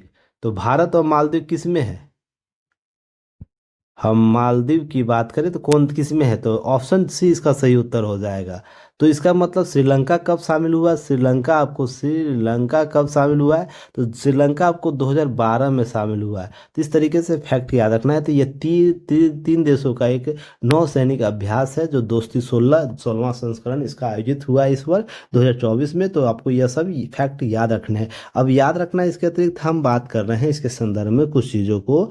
तो यहाँ पर ध्यान रखना है कि भारत और श्रीलंका के बीच मित्र शक्ति, भारत श्रीलंका के बीच होने वाला वार्षिक द्विपक्षीय सैन्य अभ्यास है। वही सिलीनेक्स भारत और श्रीलंका के बीच होने वाला नौसैनिक अभ्यास है। एक्स एक्विलियन भारत और मालदीव के बीच होने वाला एक वार्षिक द्विपक्षीय सैन्य अभ्यास है। और सूर्य किरण भारत और नेपाल के बीच होने वाला एक सैन्य अभ्यास है। ये सब फैक्ट थोड़ा सा याद रखना है। ये सब फैक्ट जब जब हो रहा है, आप जहाँ चर्चा का विषय बन रहा है, इसको रिवीजन कर लीजिएगा। और यहाँ से एक प्रश्न जरूर होगा, जहाँ से सैन्य अभ्यास की बात हो रहा है, वो थल का हो, वायु का हो, या हमारा रक्षा क्षेत्रों का अभ्यास कराया जा रहा हो। तो ये सब फैक्ट को थोड़ा सा कवर कर लेना है। क्लियर है। चलिए 17वें नंबर प्रश्न पर आते हैं। देखिए यह भी महत्वपूर्ण चर्चा का विषय बना हुआ था, सितवे बंदरगाह। यहाँ से प्रश्न, चाबाग बंदरगाह के बाद, हाल ही में चाबार बंदरगाह के बाद म्यांमार के सितवे बंदरगाह का संचालन का अधिकार हासिल हुआ किसे, भारत को। तो इस संदर्भ में निम्नलिखित कथनों में कौन सा कथन सही नहीं है, पूछ रहा है। तो सितवे बंदरगाह इरावती नदी बहु मॉडल पारागम परिवहन परियोजना का हिस्सा है। सितवे बंदरगाह जो है परिचालन इंडिया पोर्ट ग्लोबल आपको लिमिटेड IPGL का एक पार्ट है। यह इस बंदरगाह भूटान और बांग्लादेश के बीच बने सिलीगुड़ी कॉरिडोर या चिकन नेक पर निर्भरता कम होगी। तो यह सब सारे तथ्य को देखना है। इसके संदर्भ में कुछ चीज़ों को याद करना है। इस सितवे बंदरगाह के बारे में हम कुछ अगर जानकारी रखें, तो सबसे पहले ध्यान रखना, इसके संदर्भ को समझिए। सबसे पहले देखिए, या हम बात करें सितवे पोर्ट, आपको देखिए यहाँ पर है सितवे पोर्ट। जब हम म्यांमार की बात कर रहे हैं, तो आपको एक प्रोजेक्ट याद रखना है, जहाँ पर हम भारत के एक प्रोजेक्ट की बात कर रहे हैं, जिसमें कालादान नदी बहु मॉडल परागम परिवहन सेतुवे बंदरगाह का एक हिस्से के तौर पर यह काम करता है। और काला नदी नदी भारत पूर्वी राज्य मिजोरम में एक नदी है, मिजोरम की एक नदी है, ध्यान रखिए। कालादान नदी वो एक नदी है जो पश्चिमी म्यांमार के चीन रखान राज्य की होकर बहती है। तो आपको यह नदी पर बहती है यहाँ पर। यह पहल भारत प्रशांत क्षेत्र के रणनीतिक उपस्थिति को दर्शाता है, मजबूत करता है। और यहाँ चीन के बेल्ट एंड रोड इनिशिएटिव के प्रभाव को कम करता है। आपको पता होगा, आपको यहाँ पर चीन मोतियों के माला के तहत घेरने का भी प्रयास कर रहा है, जो कुछ देशों हमारे पड़ोसी मुल्कों के बंदरगाहों को अपने अधिकार क्षेत्र में ले रहा है, अर्थात परिचालन के तौर पर ले रहा है। तो इस तरीके से हम रणनीतिक स्ट्रेटजी रूप से हम आगे बढ़ेंगे। अब सितवे बंदरगाह प्रचालक इंडिया पोर्ट ग्लोबल लिमिटेड को दिया गया। यह बंदरगाह भूटान और बांग्लादेश के बीच बने सिलीगुड़ी कॉरिडोर या चिकन नेक पर निर्भरता को कम करेगी। तो इस तरीके से चीज़ों को कवर करेगा। यहाँ से कुछ प्रश्न आपसे पूछा जा सकता है। देखिए, यह जो पॉइंट दिया गया है ना, इसको आपको क्रम याद कर लेना है।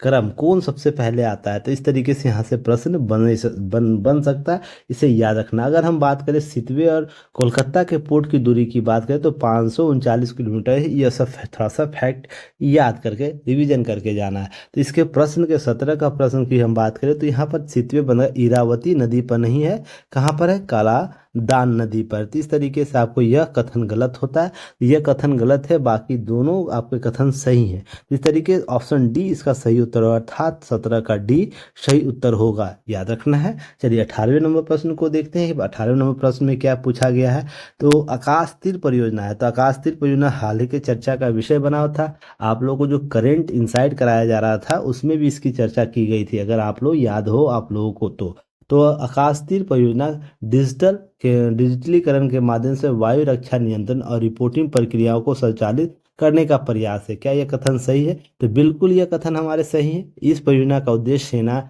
की वायु रक्षा तंत्र का परिचालन दक्षता एकीकरण को बढ़ाना है।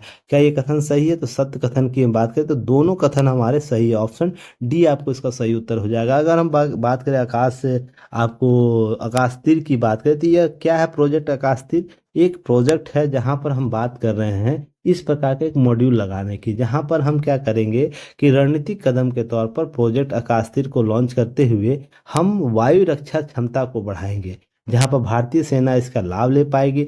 और यह वायु रक्षा नियंत्रण और रिपोर्टिंग प्रक्रियाओं को स्वचालित करेगा, अर्थात ऑटोमेटेड करेगा। यह भारत इलेक्ट्रॉनिक्स लिमिटेड के द्वारा विकसित किया जा रहा है। यह परियोजना उद्देश्य जो हम बता रहे हैं, जिसमें वायु रक्षा तंत्र और परिचालन दक्षता का एकीकरण को बढ़ावा देना, जिससे हमारे जो युद्धक विमान है या हमारे मिसाइल है, इससे रिपोर्टिंग ले पाएंगे, इससे आंकड़े संग्रह कर पाएंगे, जिससे हम और भी दक्षता को प्राप्त कर पाएंगे। इस तरीके से ये सब चीज़ों को याद रखना है। चलिए आगे बात करते हैं 19वें नंबर प्रश्न पर। निम्नलिखित में से किस वर्ष भारत द्वारा यूरिया आयात को बंद करने की घोषणा की। देखिए, यूरिया सब्सिडी हम लोग देते हैं, खाद्य उर्वरक सब्सिडी देते हैं, जो महत्वपूर्ण 3 महत्वपूर्ण सब्सिडियों में से माना जाता है। जब हम खाद्य सब्सिडी की बात करें, पेट्रोलियम की बात कर ले सब्सिडी, और एक उर्वरक सब्सिडी, तो उसमें यूरिया जो सब्सिडी वो भी एक महत्वपूर्ण कारक के तौर पर देखा जाता है। तो ध्यान रखना है इसके संदर्भ में हम कब समाप्त कर रहे हैं। तो यह ऑप्शन जो दिया गया वर्ष 2025, 2026, 2027, 2028, तो इसके संदर्भ में कुछ चीज़ों को पहले देख लेते हैं। उसके बाद अगर हम बात करें यूरिया, सबसे पहले क्या है, यूरिया एक कार्बामाइड है, एक रासायनिक नाम के तौर पर उसके बात करें या सूत्र की बात करें तो H2NCO NH2, याद रखना इसका सूत्र होता है। यूरिया सबसे पहले वर्ष 1773 में फ्रेंच वैज्ञानिक हेरलिन राउले के सूत्र के द्वारा खोजा, ध्यान रखिए सूत्र के द्वारा खोजा था। यह यूरिया के उत्पादन द्वारा द्रव अमोनिया और द्रव कार्बन डाइऑक्साइड की प्रक्रिया से की जाती है, ऐसा फैक्ट याद रखना है। इसका इस्तेमाल प्लास्टिक रेंजिन और जो हाइड्रोजन यूरिया स्टेबनी के जैसे चीज़ों को निर्माण करने के लिए बनाया था। यूरिया खाद बनाने के निर्माण में किया जाता है, ऐसा फैक्ट याद रखना है। अगर बात करें मनसुख मंडविया है, जो केंद्रीय रसायन और उर्वरक मंत्री जो पूर्व में थे, वर्तमान में कौन है, JP नड्डा जी वर्तमान में रसायन और उर्वरक मंत्री थे, सब फैक्ट याद रखना है। यह 2025 तक भारत में यूरिया आयात को बंद करने की बात करता है। इसी के साथ हम अभी हाल ही में सुने होंगे भारतीय प्रधानमंत्री के द्वारा ये बातें बोले हमारे जो आने वाले भविष्य को उनको शुद्ध खाना आपूर्ति करने की बात कर रहा था, अर्थात खाद्य वस्तुओं की आपूर्ति की बात करता, अर्थात वो ऐसा आग्रह कर रहे हैं किसानों से ना यूरिया के प्रयोग को कम करें और जो हमारे जैविक खाद हैं उसके प्रयोग की बात कर रहे थे। तो यह सब फैक्ट याद रखना, इसलिए चर्चा का विषय बना हुआ है। ऐसे फैक्ट आपसे प्रश्न पूछा जा सकता है। अगर बात करें यूरिया में जो सब्सिडी की बात हो रही है, प्रति बैग 242 रुपये प्रति बैग है जो नीम कोटेड लागू करों के लिए शुल्क छोड़कर है। तो यहाँ पर किलोग्राम बैग की बात हो रही है यूरिया में। ये सब फैक्ट थोड़ा सा कवर करके जाना है। तो यह सही उत्तर इसका क्या होगा? 2025 याद रखना है। कब तक समाप्त करने का लक्ष्य रखा गया? 2025, अर्थात 19 का ए सही उत्तर हो जाएगा। इसे रिवीजन कर लेना है। चलिए अगले प्रश्न पर आते हैं। भारतीय महिला हॉकी टीम के कोच के रूप में बिहार के किस व्यक्ति को नियुक्त किया गया? इनकी चर्चा हाल ही में बहुत रही है, बहुत से इंटरव्यू में इनका नाम सुने होंगे आप लोग हाल के दिनों में। जहां पर हम बात कर रहे हैं तो ऑप्शन कौन है? नरेंद्र सिंह है, सुरेंद्र सिंह गुज्जर हैं, महावीर प्रसाद सैनी है, उपरोक्त में से कोई नहीं। तो यहाँ पर संदर्भ समझिएगा सबसे पहले कि जो भारत का एक जो क्षेत्र है बिहार, वहाँ के सारण जिले के रहने वाले या जो है वो हरेंद्र सिंह, उनको भारतीय महिला टीम का कोच नियुक्त किया गया। अब यह उपलब्धि क्या है? राजगीर में हॉकी स्टेडियम, जो राजगीर, बिहार के राजगीर हॉकी स्टेडियम में महिला एशियन चैंपियनशिप ट्रॉफी 2024 फाइनल में पीपुल्स रिपब्लिक ऑफ चाइना के खिलाफ 1-0 से दिग्गज खिताब जीता, अर्थात भारतीय महिला जीत दर्ज की है राजगीर में। तो यहाँ पर इनके द्वारा बहुत से इंटरव्यू दिए गए जो भारत के साथ साथ बिहार में खेल परंपराओं को कैसे बढ़ाया जा सकता है इसके बारे में। तो यह फैक्ट थोड़ा सा याद रखना इनके बारे में। साथ ही एक नोट याद रखना है, बिहार अप्रैल 2025 में खेलो इंडिया यूथ गेम्स और पैरा गेम्स उसकी मेजबानी करेगा। तो यहाँ से प्रश्न आपके बन सकते हैं जो हाल में अपडेट हुए हैं। तो इसे थोड़ा सा अपडेट कर लीजिएगा इन सब चीज़ों को। चलिए आगे प्रश्न पर आते हैं। तो इसका सही उत्तर थोड़ा सा मैं बताना भूल गया। चलिए इसका सही उत्तर क्या होगा? ऑप्शन डी हो जाएगा। यहाँ पर कौन होंगे? आपको हरेंद्र सिंह को बनाया गया है, जो कहाँ के हैं आपको याद रखना है, सारण जिले के हैं। सारण जिले के यह आपको निवासी हैं, बिहार के सारण जिले के। तो इस तरीके से 20 का क्या हो जाएगा? डी सही उत्तर हो जाएगा। फैक्ट को याद रखना है। चलिए 21वें नंबर प्रश्न पर आते हैं। हाल ही में उत्तर अटलांटिक संधि जो संगठन है नाटो की स्थापना के 75 वर्ष पूरे हुए। तो यहाँ से प्रश्न पूछे जा सकते हैं। और नाटो ऐसे भी महत्वपूर्ण टॉपिक है जहाँ पर लगातार चर्चा, अभी रूस यूक्रेन की चर्चा हो रही है तो नाटो आपको चर्चा का विषय बना हुआ है। तो नाटो की स्थापना वर्ष 1949 में की गई। इसका मुख्यालय ब्रुसेल्स ब्राजील में है, बेल्जियम में है। वर्तमान में यूरोप और उत्तरी अमेरिका के 32 देश इसके सदस्य हैं। नाटो में शामिल होना नवीनतम देश स्वीडन है। तो इस तरीके से आपको बताना है कि सही उत्तर कौन सा है। तो ध्यान रखिए इसके बारे में, नाटो के बारे में हम चर्चा करें तो सबसे पहले कुछ चीज़ों को थोड़ा सा स्पष्ट करने की आवश्यकता है। जैसे इसका गठन कब हुआ? वर्ष 1949 में अमेरिका, ब्रिटेन, कनाडा, फ्रांस सहित 12 देशों ने मिलकर किया। ब्रुसेल्स बेल्जियम इसकी मुख्यालय है। ध्यान रखिएगा सोवियत संघ और सामाजिक देशों के समूह के तौर पर जब शीत युद्ध चल रहा था इसके विस्तार को रोकने के लिए ये सब चीज़ें की गई थी, संधि की गई थी, समझौता किया गया था, जिसमें यह बेसिक स्ट्रक्चर इसका है कि एक ही देश में, मान लीजिए नाटो का ये सभी देश है, किसी एक देश पर कोई दूसरा देश हमला कर रहा है तो इसका मतलब इस नाटो पर हमला कर रहा है, यह बोला गया था। इस तरीके से हम आंतरिक सुरक्षा को मुहैया कर मजबूत करने के उद्देश्य से बनाया गया था। अब वर्तमान में यूरोप, उत्तरी अमेरिका में नाटो के 32 देश है, जिसमें Britain, America, Canada, France, Germany, Italy, Spain, तुर्की भी शामिल है। ध्यान रखिए फिनलैंड अप्रैल 2023 में शामिल होने वाला देश था और स्वीडन मार्च 2024 में नाटो में शामिल होने वाला था, नवीनतम देश। अर्थात 32वां देश कौन है? स्वीडन है, याद रखना है। और 31वां देश कौन है? फिनलैंड है। आपको यहाँ से प्रश्न पूछा जा सकता है। अब यहाँ पर कंट्री वाइज है तो वर्ष 1900 स्थापना के साथ कौन कौन से देश है, थोड़ा सा आप लोग इसे मैप में जरूर देखिएगा। अगर हम बात करें कंटेंट एडजस्टमेंट कौन इसमें शामिल है, यहाँ पर यूक्रेन देख रहे हैं, यूक्रेन यह है, यहाँ चर्चा का विषय बना हुआ है। तो ये सब फैक्ट थोड़ा सा याद रखना इन सब चीज़ों को। अगर बात करें हम यूक्रेन के बारे में, या हम बात करें एक्सपेक्टेड कौन शामिल होगा, इन सब देशों को थोड़ा सा देख के जाना है। तो क्लियर है? इस तरीके से चीज़ों को हम ऑप्शन को देखते हैं तो इसमें सही उत्तर क्या होगा? आपका सही उत्तर, आपका ऑप्शन ए सही उत्तर है। वर्ष 1949 सही उत्तर है। मुख्यालय इसका कहाँ है? यह भी सही है। और 32 देश है, यह भी सही है। और नवीनतम देश कौन है? स्वीडन, यह भी सही है। तो इसका मतलब ऑप्शन ए जो दिया गया है, ये 1 2 3 4, यह सही उत्तर है। क्लियर है? चलिए आगे बात करते हैं। 22वें नंबर प्रश्न को देखते हैं। अग्नि प्राइम, देखिए यह भी इंपॉर्टेंट टॉपिक है। अग्नि प्राइम, यह जो है अग्नि प्राइम के संबंध में दिए गए कथनों पर विचार कर डीआरडीओ ने आंध्र प्रदेश के एपीजे अब्दुल कलाम द्वीप के अगली पीढ़ी की अग्नि प्राइम बैलिस्टिक मिसाइल का सफलतापूर्वक परीक्षण किया। और दूसरे ऑप्शन में है जो कथन जो दिया है उसमें है अग्नि प्राइम 2 चरणों वाली ठोस प्रणोदक परमाणु सक्षम बैलिस्टिक मिसाइल है, जिसमें दोहरी नेविगेशन और मार्गदर्शन प्रणाली है। इसकी रेंज 1000 से लेकर 2000 किलोमीटर के बीच है। पहली बार परीक्षण इसका 2021 में किया गया। कौन सा कथन गलत है यह बोल रहा है, पूछ रहा है। अगर हम बात करें कि सबसे पहले डीआरडीओ का आंध्र प्रदेश से एपीजे अब्दुल कलाम कलाम द्वीप नहीं है, यह उड़ीसा में है। सबसे पहले तो इसे आपको याद रखना, ये कहाँ पर है, यह आंध्र प्रदेश ना होकर कहाँ है, उड़ीसा, याद रखना उड़ीसा। तो इसका मतलब यह कथन हमारा गलत हो जाता है।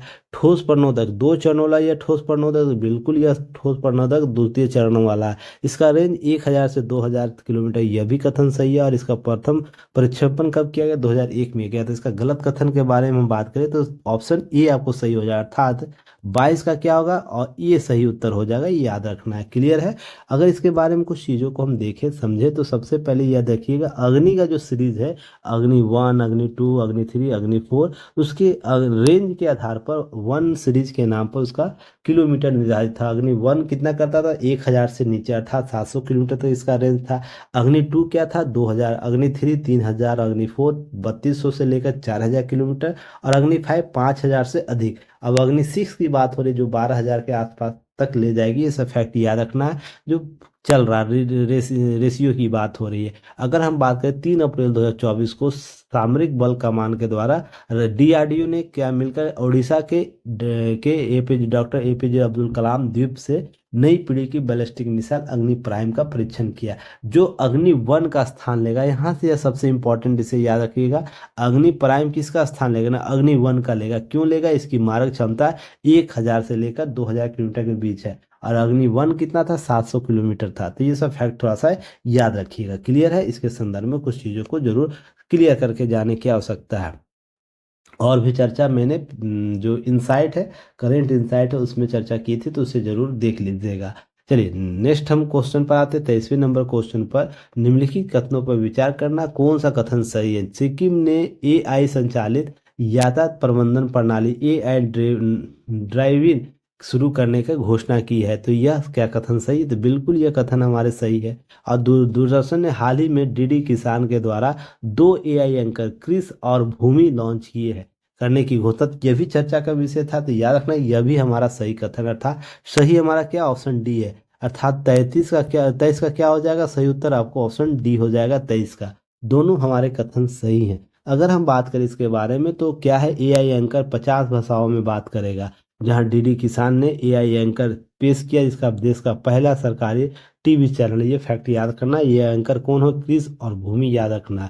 और सिक्किम ऐसा राज्य बनता है जो एआई संचालित आधारित प्रबंधन प्रणाली को लागू करने वाला राज्य बन गया। तो ये सब थोड़ा से फैक्ट को रिवीजन करके जाना है। क्लियर है। चलिए अगले प्रश्न पर आते हैं, 24वें नंबर प्रश्न पर आते हैं। तो यह विश्व के पहले डाक टिकट कॉपर टिकट जारी किया, पटना, नई दिल्ली, भोपाल, पुणे, कहाँ से किया गया। कॉपर डाक टिकट की बात करती है, पटना, जो आपको पटना का जो जीपीओ है, जीपीओ वहाँ से जारी किया गया। दुनिया का पहला ऐसा टिकट जारी किया है, और 250 स्थापनवें दिवस पर। तो ये सब थोड़ा सा फैक्ट याद रखना है। अगर हम बात करें इसके संदर्भ में कुछ चीज़ों को, तो यह 31 मार्च 1774 में तत्कालीन अजीमाबाद, जो वर्तमान बाद में राजधानी बना पटना, वो डाक प्रसारण के लिए कॉपर टिकट नामक पहला जो प्रीपेड टोकन जारी किया था। इतिहास में एक क्रांति लेकर आया, जो बाद में आता है हमारे जो डाक व्यवस्था को और भी मजबूत करता है। पटना जीपीओ का निर्माण, याद रखिए, गोथिक कला शैली, आपको हिस्ट्री जब बिहार का कला संस्कृति पढ़ते हैं तो गोथिक स्थापत्य शैली की बात होती है। तो मुझे कमेंट सेक्शन में बताइएगा आप लोग, बिहार के किन किन स्थलों पर गोथिक स्थापत्य शैली के साक्ष्य प्राप्त हुए या भवन निर्माण प्राप्त हुए हैं। ये सब फैक्ट थोड़ा सा याद रखना है। इसका वास्तु का कला कौन था जो पटना जीपीओ का, उसकी बात हुई जोसेफ फिलिप मुनिगस, याद रखना, उनके द्वारा यह स्थापित किया गया था, बनाया गया था। तो आपको कौन, पटना जीपीओ। वर्ष 1915 में याद रखें लॉर्ड लॉर्ड चार्ल्स हार्डिंग के द्वारा आधारशिला इसकी रखी गई, और 1 जुलाई 1917 को इसकी 2.6 जो 69 लाख लागत से उद्घाटन किया गया था। ये सब फैक्ट याद रखना। यह देखिए आपको जो माई स्टाम्प के नाम से अनावरण किया गया है पटना जीपीओ की ओर से, ताम्र टिकट। तो ये सब थोड़ा सा फैक्ट याद रखना है, तो क्लियर कर लेना है। क्लियर है? तो आपको इसका सही उत्तर आपको पता होगा, 24 का सही उत्तर ऑप्शन ए हो जाएगा, पटना। आज का अंतिम प्रश्न, निम्नलिखित में से किस कंपनी द्वारा कॉर्पोरेट सामाजिक जिम्मेदारी पहल, जिसे हम लोग क्या बोलते हैं, याद रखना है, हम लोग इसे CSR भी बोलते हैं, कॉर्पोरेट सोशल रिस्पॉन्सिबिलिटी हम बात करते हैं, CSR कॉर्पोरेट सोशल रिस्पॉन्सिबिलिटी। ध्यान रखिएगा यह 2013 के एक्ट के तहत बनाया गया, जहां कंपनी एक्ट जो है, कंपनी एक्ट जो है, CA कंपनी एक्ट 2013 के तहत उसकी अनुसूची याद रखना। एक है अनुसूची, कौन है, अनुसूची है आपको 7, उसके तहत CSR आपको गठित किया गया, जहां पर कितना रुपया देना है आपको, 2% देना है। कब का औसत जो आपका शुद्ध लाभ है, औसत शुद्ध लाभ का 2%, अर्थात औसत शुद्ध लाभ की बात हो रही होगी, तो यहाँ पर कितने शुद्ध वर्ष, तो अगले 3 वर्षों के औसत शुद्ध जो लाभ होगा उसके 2% के आपको के आधार पर आपको CSR अर्थात सामाजिक रिस्पॉन्सिबिलिटी आपको करनी है समाज के लिए। और यह सूच कहाँ करेगा खर्च, याद रखिए अनुसूची 7 में वर्णित किया गया विषय, उसी विषय के आधार पर यह खर्च कर सकता है, अपने मनमाने तरीके से नहीं करेगा। ये सब फैक्ट याद रखना। तो इसी के आधार पर सामाजिक जिम्मेदारी पहल के तहत बालिका सशक्तिकरण मिशन, जिसे GEM कहा जा रहा है, ठीक है, नया संस्करण लॉन्च किया है, रिलायंस इंडस्ट्री के द्वारा, टाटा समूह के द्वारा, NTPC लिमिटेड के द्वारा, अदानी ग्रुप के द्वारा। तो इसका सही उत्तर क्या होगा, NTPC लिमिटेड के द्वारा यह पहल किया गया। तो इस फैक्ट को याद रखना है। अगर हम बात करें NTPC के बारे में, यह नवरत्न हमारे देश की महारत्न कंपनी, इसे 2010 में महारत्न का दर्जा दिया गया। यह विद्युत सबसे बड़ी विद्युत कंपनी है भारत की, ऊर्जा मंत्रालय के तहत यह कार्य करता है, सार्वजनिक क्षेत्र का उपक्रम है। वर्ष 1975 में इसका स्थापना हुई, नई दिल्ली में इसका मुख्यालय है, और मई 2010 में इसको महारत्न का दर्जा दिया गया। ये सब फैक्ट याद रखना। और ध्यान रखिए CSR जो अधिनियम कंपनी के पिछले 3 वर्षों के औसत शुद्ध मूल्य लाभ जो है 2% CSR के गतिविधियों में खर्च करेगा। और यह खर्च जो करेगा, विषय उसके कहाँ से आएंगे, तो अनुसूची 7 में है, यह कंपनी अधिनियम के 2013 के तहत वर्णित किया गया है। उसी मद में आप खर्च कर सकते इस पैसे को, जो आपको 2% होगा। अगर मान लीजिए आपको 100 रुपया हो रहा है, तो औसत जो आपका 3 वर्षों का औसत शुद्ध लाभ होगा, अगर 2 रुपया आपको खर्च करना है, तो याद रखिएगा इसी तरीके से 1000 करोड़ है तो उसी के अनुपात में होगा, 10,000 करोड़ है तो उसी के अनुपात में 2% खर्च करना है। क्लियर है? तो उसी में आपको सामाजिक दायित्व के लिए कॉर्पोरेट सामाजिक जिम्मेदारी पहल के तहत बालिका शक्तिकरण मिशन के तहत यह लॉन्च किया NTPC लिमिटेड के द्वारा। तो ये सब फैक्ट थोड़ा सा याद रखना है, ये सब कॉन्सेप्ट को याद रखना है। क्लियर है? तो चलिए फिर हम कल मिलते हैं नए नए आपको माह के करंट अफेयर से। अप्रैल का जब कवर हो गया तो हम मई के करंट के साथ आपको आएंगे, जिसमें हम 25 MCQ को देखेंगे और टॉपिक को उसके साथ देखेंगे, और इसमें मैक्सिमम चीज़ों को कवर करने का प्रयास करें।